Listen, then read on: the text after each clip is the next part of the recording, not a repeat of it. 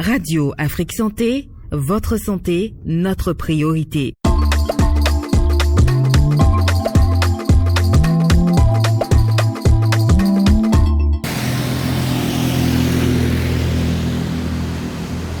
Le Centre national hospitalier universitaire Ubé Koutoukou Maga du Cotonou, le plus ancien et le plus grand hôpital du Bénin. Il est 10 heures.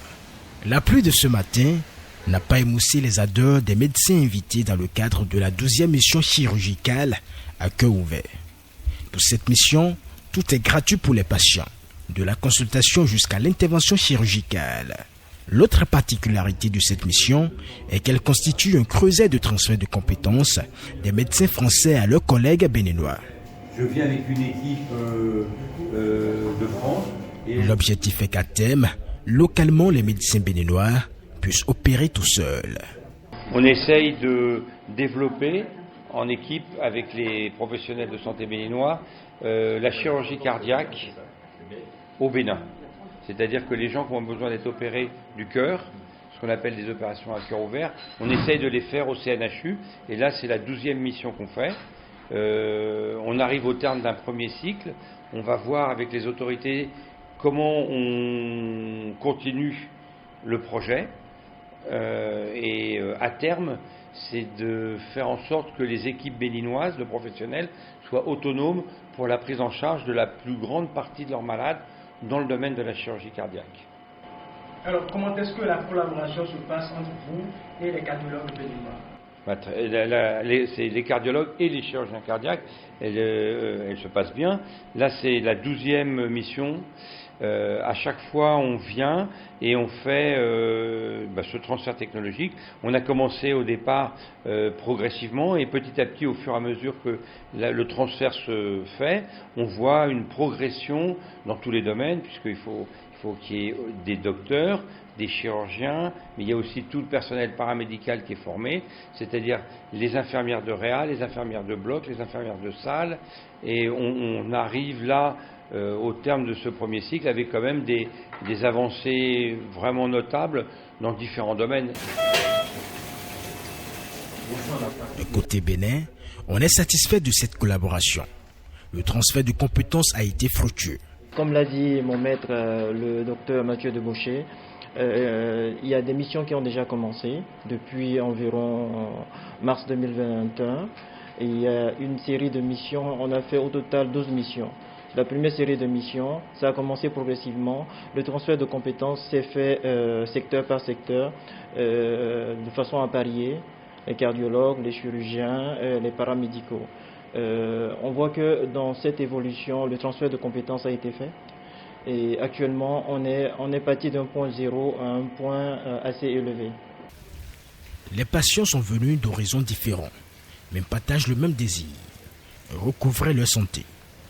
Après plusieurs tentatives, l'un d'entre eux accepte de se confier à nous. C'est un agent de santé, comme quoi nul n'est à l'abri de la maladie. Je suis technicien d'hygiène et assainissement du bureau de zone Djougou-Kopago-Waki.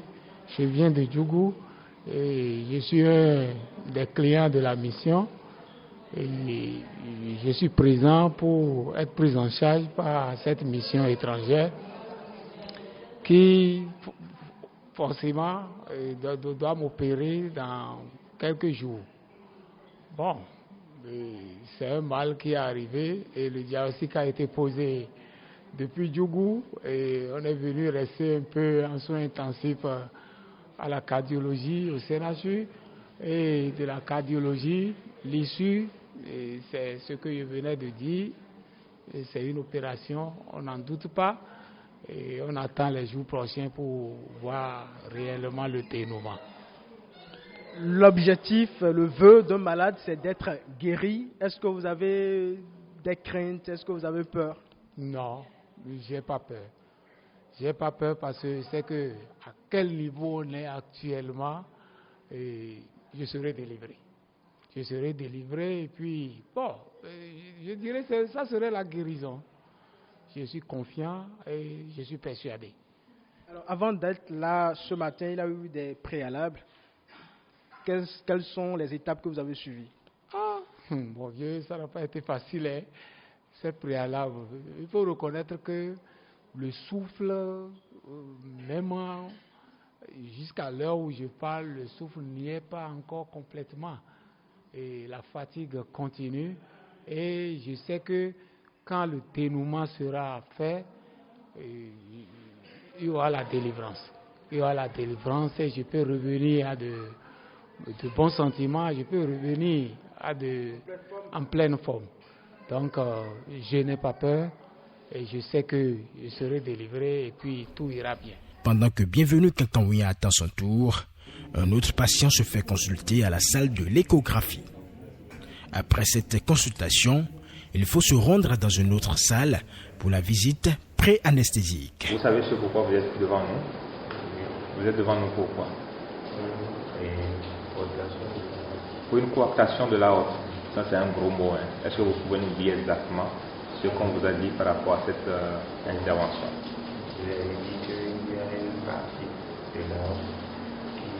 On peut parler un peu plus fort là. Il y a une partie de l'aorte qui a été rétrécie. Voilà. Où la pression du sang était trop élevée sur l'épaule. Voilà, donc la coartation de l'aorte, c'est qu'il y a une partie de l'aorte qui est rétrécie sur son chemin. Et là, l'intervention consiste donc à rétablir le diamètre normal de l'aorte pour que le sang, sinon le cœur ne puisse pas pousser trop fort pour pouvoir donc éjecter le sang à travers ce diamètre rétréci là. Donc c'est effectivement ça l'intervention qui se fera. Donc là, vous êtes en face de nous.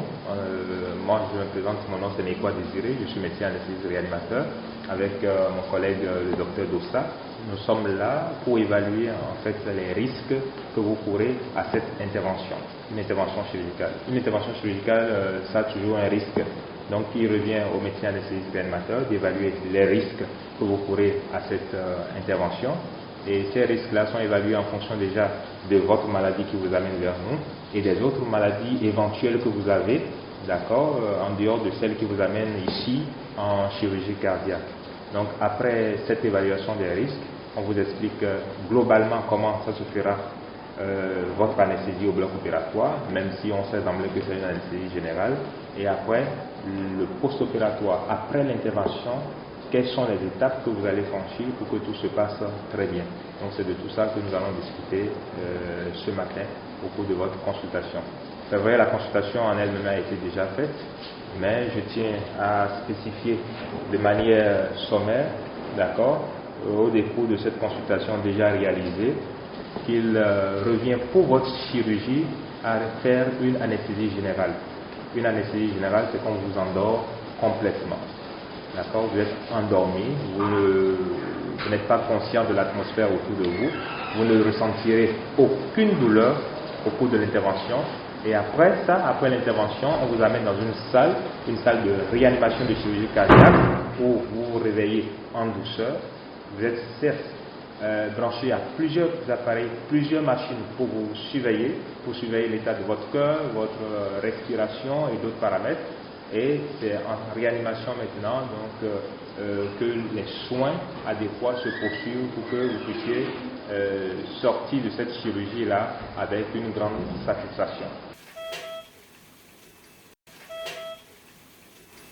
Comme je l'ai déjà expliqué, il y aura beaucoup de machines branchées à votre corps pour la surveillance, mais à la réanimation, on fait de notre mieux pour que vous ne ressentez pratiquement pas de douleur, que la douleur soit supportable ou douleur zéro.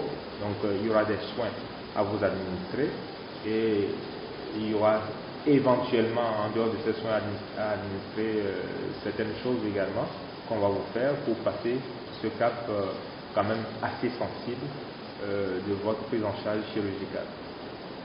Voilà un peu en gros ce qu'on peut vous dire en ce qui concerne votre intervention chirurgicale. Est-ce que vous avez des questions particulières à poser? J'ai tout dit, c'est sûr que j'ai tout dit. Parfait. Ok. Donc tout à l'heure, vous allez attendre dans le couloir. On vous tiendra informé de la date à laquelle on vous prendra au bloc opératoire. Et certainement, la veille de cette date-là, vous serez hospitalisé. Et au cours de l'hospitalisation, il y a des mesures particulières à prendre qu'on vous expliquera. Déjà, il faut savoir que la veille, à partir de 20h, déjà, il faut avoir pris son repas, son dernier repas. un repas léger de préférence, d'accord, parce qu'on rentre au bloc opératoire en étant à jeun. On ne rentre pas au bloc opératoire avec un ventre rempli de bouillie ou de abobo. Ça ne se fait pas. Et deuxième chose, vous êtes sous un traitement. Donc il y a des médicaments qu'on est obligé d'arrêter et d'autres que vous allez continuer. Parce qu'on peut avoir une interférence avec l'anesthésie, surtout quand il s'agit de certains médicaments spécifiques. Donc la veille de votre hospitalisation, on vous expliquera quels sont les médicaments qu'il faut arrêter et quels sont les médicaments qu'il faut continuer. Voilà un peu ce que je tiens aussi à ajouter. C'est bon, ça peut aller? Allez, merci. Et puis, on passe la parole à la maman. Maman, il faut nous camionner pour la camionner. Il faut se lever. Ok. Donc, et ils en allaient. Allez, merci beaucoup. Après la visite pré-anesthésique, les patients sont programmés pour l'intervention chirurgicale. Elle se déroule en salle d'opération et c'est là qu'intervient l'anesthésie-réanimation. L'anesthésie en général, ce qui fait peur, c'est la réaction aux médicaments, les problèmes techniques qui peuvent survenir en pleine opération, par exemple on coupe le courant, ou c'est surtout ça. Bon, la médecine a beaucoup évolué et aujourd'hui en 2023, ces problèmes sont maîtrisés. Déjà, à la visite pré-anesthésique, on établit le risque lié à l'opération. Donc, c'est tout un ensemble de critères que nous mettons ensemble. On mesure chaque critère et on a un chiffre. Donc, on a une probabilité de décès. Et si le risque de décès est élevé, l'intervention n'a pas lieu à reporter. Donc, déjà, en se basant sur toutes les informations que nous avons en préopératoire, on sait déjà quels sont les malades qui sont à risque et ceux qui ne sont pas à risque. En général, c'est ceux qui ne sont pas à risque qu'on opère. Ça veut dire quoi? Ça veut dire qu'un malade peut avoir un problème du cœur important qui nécessite qu'on opère. Et après évaluation, on va se rendre compte que son risque opératoire est très élevé. En ce moment, ce malade, on ne va pas l'opérer. Ouais. Maintenant, lorsqu'il est décidé d'opérer le malade, on vérifie toutes les allergies. S'il faut faire des tests particuliers parce qu'on suspecte un certain nombre d'allergies, on fait tous ces tests-là pour s'assurer qu'il n'y a pas le risque d'allergie aux médicaments de l'anesthésie est très faible. Et lorsque le malade a passé cette étape-là, le reste est lié à l'environnement technique. Il y a effectivement le courant de la SBE, mais il y a des groupes de haute capacité. C'est la SBE qui met en place ce groupe-là, qui est un relais fiable. Donc, et en dehors de ce groupe-là, nous avons des onduleurs de haute capacité. En gros, tout ce qui est possible, en tout cas dans la médecine actuelle, est rendu possible à Cotonou pour la sécurité des malades. Donc pour la sécurité, il n'y a pas de problème. Nous sommes à la 12e mission, c'est-à-dire nous opérons les malades depuis 2021. À ce jour, on n'a eu aucun problème lié à l'environnement technique, etc. Voilà. Professeur, qu'avez-vous à dire en guise de conclusion? Bon, en conclusion, c'est déjà de remercier l'État béninois pour cette opportunité qui a été donnée à la population béninoise. Là, nous allons, après avoir opéré les 10 malades de cette mission, nous serons à 107 malades opérés. Dit à la population que c'était une belle opportunité qui arrive un peu à sa fin. Et déjà, la demande étant là, la doléance est que l'État béninois continue par soutenir la population à travers une phase 2 du projet qui certainement va voir le jour. Donc l'État est là et nous sommes là pour accompagner la prise en charge des patients pour le bonheur de tout le monde. Radio Afrique Santé également est là pour accompagner la mission. Et nous vous remercions pour cette disponibilité permanente. Pour rappel, cette mission de chirurgie cardiaque à cœur ouvert est la dernière d'une série de 12. Elle prend fin le 24 septembre 2023.